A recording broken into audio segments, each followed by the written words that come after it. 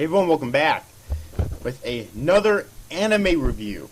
And this is my review of the anime series Coppelion, which is yet another one of the anime series I've been reviewing for episodically for the fall 2013 season of anime. And now I'm ready to review it as a whole because it just finished. Yes. Okay.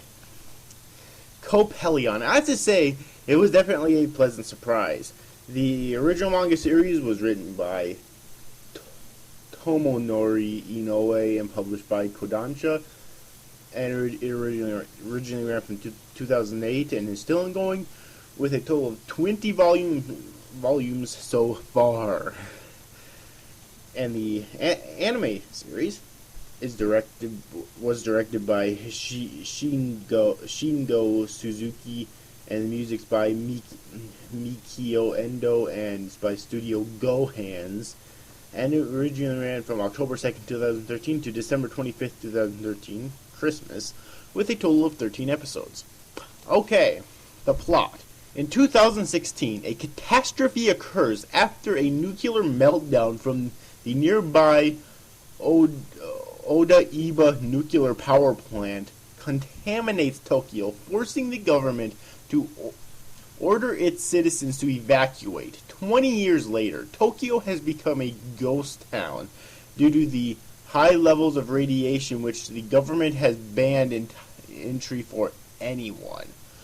When a distress signal is received from Tokyo, the Japan Ground Self-Defense Force dispatches 3 teenage girls from the dispatched 3rd Special Force Coppelion, who comprise the healthcare team.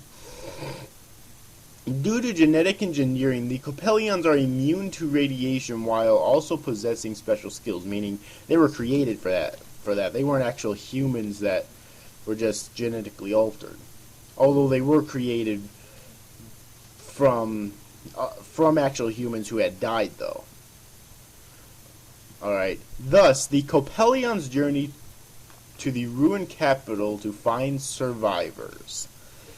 And that's basically it. It has a very simple and simplistic concept, but it was executed so well, I felt, alright. Our main character is Ibara Naruse, who is the leader of the Coppelion Rescue Unit, who possesses super strength and enhanced athletic abilities. She is a very accurate shooter with guns, and yeah, every Coppelion has a special ability. Alright. She is a kind person, and as indicated by her ready desire to help people and her reckless usage of the panacea aether and saving those affected by the radiation. Although she initially used to take nutrient injections in place of consuming food like Haruto, she tasted a rice cake and appreciated normal food, consuming normal food after that, again like Haruto. In episode 11 of the anime, it is hinted that there might be a relationship between her and Haruto, but that's never confirmed, and it won't be because Haruto died. And I'll talk about Haruto later. There's also Aoi Fukasaku, a happy-go-lucky member of the Coppelion Rescue Unit. Aoi is a good listener, willing to hear others' problems. She used to be bullied by the Ozu sisters back in school, and I'll talk about the Ozu sisters later on in this review. Leading to her intense fear of them. She possesses an basic mindset, locking herself in a storeroom of the planet in her belief that she impedes everyone else's work. She takes a liking to the robot No Sense, a guide to the planet. She apparently possesses psychic abilities to the extent of levitation and force field production, but cannot finally control it. And yeah, I kind of wish that she did learn how to control it in this. So hopefully, if they make a second season, that's what they'll actually do. Or one of the things they'll do, they'll get her to where she's able to control it. Under such conditions, her physical strength is far increased. Then there's Taeko Nomura, a member of the Coppelion rescue unit who possesses heightened senses, especially eyesight, so much so that she has to wear special spectacles to tune down her vision. She befriends a feral dog during their mission. She is medically trained to some extent and has performed surgeries on Naruse Ibara when she was injured, and has also helped in delivering Ibuki's child, although she was walked through the process by Granny Ayame. And then there's Haruto Kurosawa, a member of the cleanup crew, the Coppelion combat unit, which Haruto is actually the only member in the anime that we know. I haven't read the manga yet, although I might sometime in the future, but I'm not sure how many other Coppelions they might have already showed in the manga. But in the anime, he's the only member of the cleanup crew that they actually show, though. He is skilled with the use of guns and explosives and making new ones. He initially possesses an aversion to normal humans after being concealed by Ibara and the other members of the healthcare team. He develops a curiosity towards humans. In the Penultimate episode, when Gojiro asks him why he helps humans, he answers, "We need you." And near the end of episode 11, there is an indication of a relationship between him and Ibara, like I said before.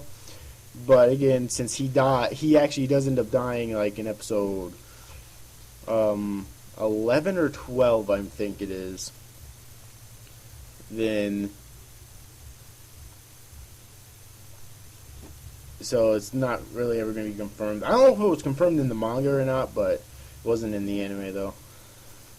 Alright, then we have the Ozu sisters, basically the main antagonists of this series. And yes, I said antagonists, not villains. Alright, because the Ozu sisters, in order to be a villain, you have to be irredeemably evil. That's the one big stipulation to be considered a villain. And although I believe that they were at first, they definitely developed a lot within the last few episodes, so I don't consider them to be actual villains. I don't know what I call them anyway. I mean, I don't know if I call them tragic villains. No, I don't think they'd be tragic villains. I'll just say antagonists, though. So these are the two antagonists. There's Kanon Ozu, the elder sister of the Ozu twins and member of the Coppelion combat unit. Kanon possesses the DNA of electric eels, which allows her to emit electricity from her body. The Ozu sisters... Okay, yeah, and then there's Shion Ozu, the younger sister of the Ozu sisters and member of the Coppelion combat unit. Oh, I don't remember it saying they were part of the combat unit, but okay then. So I guess they were working with Haruto anyways. How could fucking Haruto stand working with them? Dear God. She possesses strong bones and super strength, apparently even stronger than Ibara's. Here's the thing, though. The Ozu sisters are murderous psychopaths, as the human they were cloned from was a famous actress who was also secretly a serial killer. And Kanon is afraid of going near water as she can get herself electrocuted to death. Now, I already discussed this in the episode that it was revealed, but I'm going to discuss this briefly again. When you're creating an artificial human, because that's basically what the Coppelions are, they're artificial human beings. When you're creating an artificial human being by cloning someone else, why? Why in the holy mother of fuck would you use a serial killer? That, to me, sounds like a fucking recipe for disaster. That is retarded. Alright, honestly. But those are the main like Coppelions, the only ones that we actually see. The only 6 Coppelions that we actually see. All right, there's other characters though. There's like Onihei Mishima, a JGSDF colonel and the Coppelion's vice principal. He lost his wife and daughter from the nuclear meltdown. And he's actually kind of interesting because the whole thing about the Ozu sisters is that they hate humans for basically creating them to die. That's the gist of it. And that's why you can feel so sympathetic for them later on. We don't learn that till the last few episodes, but that's why you can feel so sympathetic for them, and that's why I can't really call them straight up villains. Because you really understand that, okay, I would even go as far as to say, like, I think everyone would fucking do this.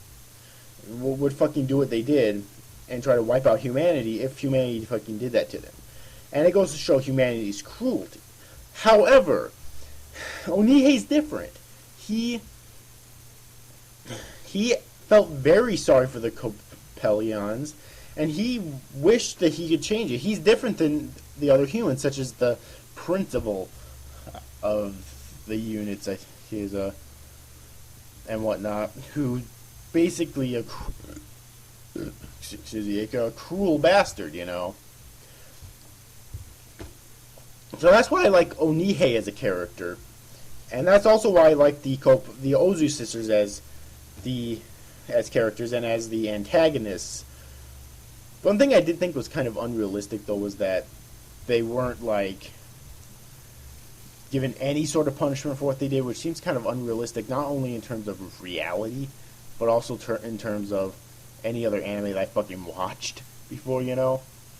So I did think that was kind of, you know, odd, but I can get past that though. So now that I've talked about the plot and the characters, I really have no complaints with either one, except for like there was I didn't really like the squad or the first division as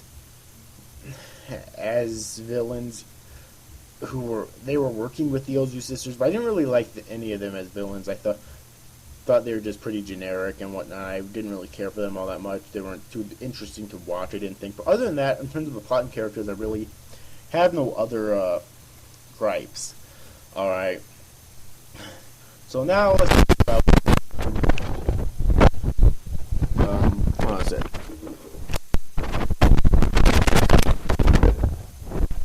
Okay. Now let's talk about the animation and art style. The animation is very good in this series, okay? Like, it's so fluid and there's very few, like, I don't think there's really any shortcuts taken the vast majority of the time, which is definitely a plus, you know.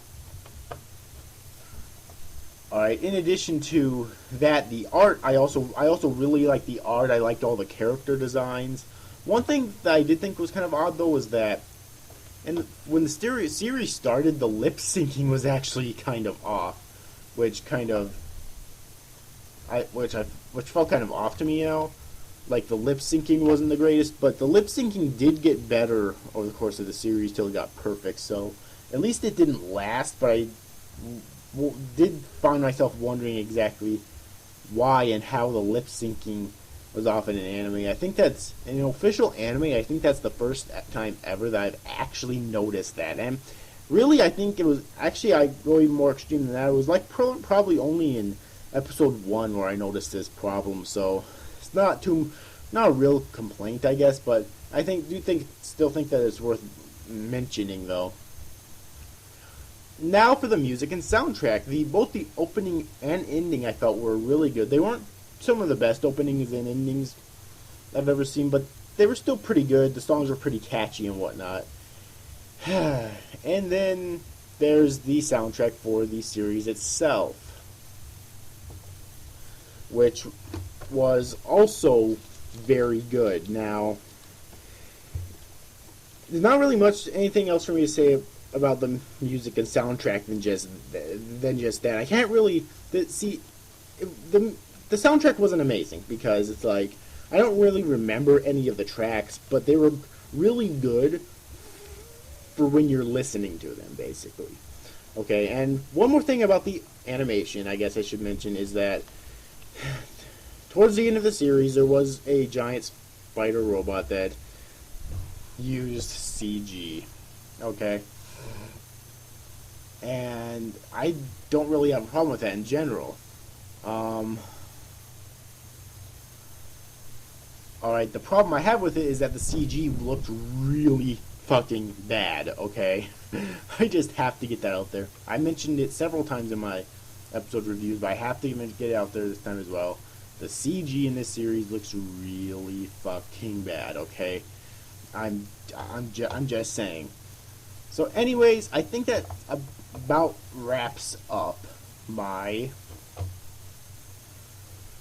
review. So please allow me to end this review. Overall, I thought Coppelion was definitely a pleasant surprise. Like, it was so enjoyable. It did have its issues, but I do definitely recommend it if you're looking for a unique experience. Alright, because the plot was definitely original. It was kind of a post-apocalyptic setting, but they took that age-old, like, sort of concept of a post-apocalyptic setting and world, you know, and they did a unique spin on it, which is really good. Like, I don't really mind cliches because there's lots of people out there who are able to take age-old cliches that some people are getting pissed off at, that they're still around and whatnot, and take unique spins on them. Alright, when you're able to do that to where it's actually really good, that's when you know you're a really great writer. Okay? And that's what they did in this series, and that's why I enjoyed it so much. If you're one of those people who doesn't like post-apocalyptic settings, because I still really enjoy them, but if you're one of those people who don't, you probably won't enjoy the series. Although you can give it a few episodes, but I'd say after episode like 3 or 4, if you don't like it, then you're probably not going to. Okay, although if you think that the Ozu sisters are as generic as I did, just remember that they do get better, they do get character development, and you do end up feeling, or at least you should end up feeling sympathy for them later on, alright? Anyways, overall, I hope you enjoyed this review, guys. Yes, so see you after, guys. Thanks for watching. Bye-bye.